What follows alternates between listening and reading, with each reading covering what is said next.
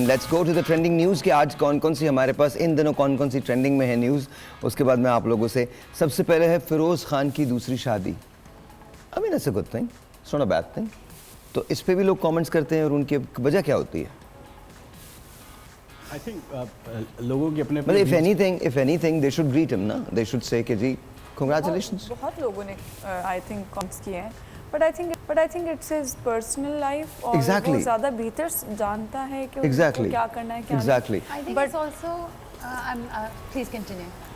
But लोगों ने obviously उनकी इस चीज़ को, उनके बच्चों को भी टारगेट किया, उनकी फर्स्ट वाइफ को भी, और अभी जो सेकंड है तो उसके ऊपर भी काफ़ी मैं देख रही थी कि सोशल मीडिया पे काफ़ी कमेंट्स थे, which I think that's not good.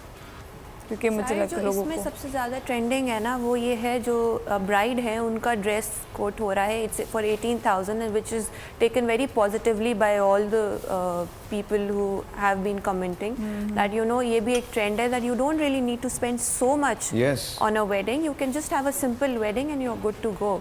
So this is also something that's been trending while this picture was trending along with that. It also has a lot to do with the fact that you need to understand that there are pages out there that are dedicated to just making memes and just trolling. So they contribute to this, right? So it's their business basically. It's their business. Okay. They bring it to trending by having these posts go around so much, and then more accounts start making it. So it's a whole chain. It's not just one trend. So there's a lot of factors that contribute to it. Okay. It's also important to understand that as a society, let's say हमारे ख़ानदान ही इतने बड़े होते हैं कि अगर हम ख़ानदान में बात कर रहे हैं तो everyone will have an opinion about you, what you wear, everything. Take that and extend it. A celebrity on social media putting the pictures up every day, it becomes a part of that extended family. So everyone believes they have a right to have an opinion because they are putting themselves out there. And there is this concept that all publicity is good publicity. So, you know, the more people put themselves out, the more.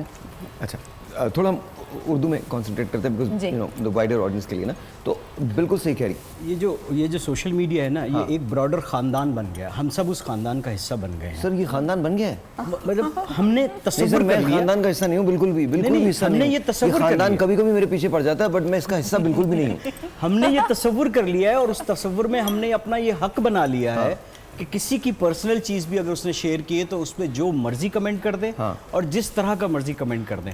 उसमें कई और चीज़ें भी involve हैं, जैसे इन्होंने बताया कि कमर्शियलिज्म भी इन्वॉल्व है कई दफ़ा कुछ ट्रेंड्स को जान करके बनाया जाता है। लेकिन इससे क्या आपको लगता है लोगों को दुख नहीं होता? जैसे देखें, अगर कोई अपनी ज़िंदगी शुरू कर रहा है, दोबारा से शुरू कर रहा है, दो लोग शुरू कर रहे हैं, डोंट यू थिंक कि हमको सपोर्ट करना चाहिए? एग्जैक्टली, बिल्कुल इसी तरह से आपको सपोर्ट करना चाहिए, पर आपको पता है मासेस का ओपिनियन क्या होता है? मेरी तो आई वुड से फॉलोइंग कुछ इतनी है नहीं कंपैरेटिवली, ठीक है? What they say is once you're a public figure, you are a public property. We will say to and we will give our opinion क्योंकि आपने अपनी लाइफ को पब्लिक किया है. So that is the opinion that we get. When you post it on social media, you're giving it out for the public, and they are like, या तो post ही नहीं करते, ठीक है? अगर कमेंट्स हमारी ओपिनियन नहीं चाहिए थी तो आप पोस्ट ही नहीं करते।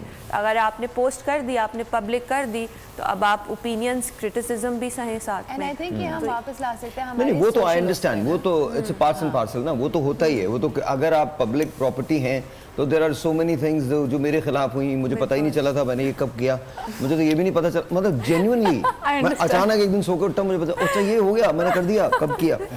बट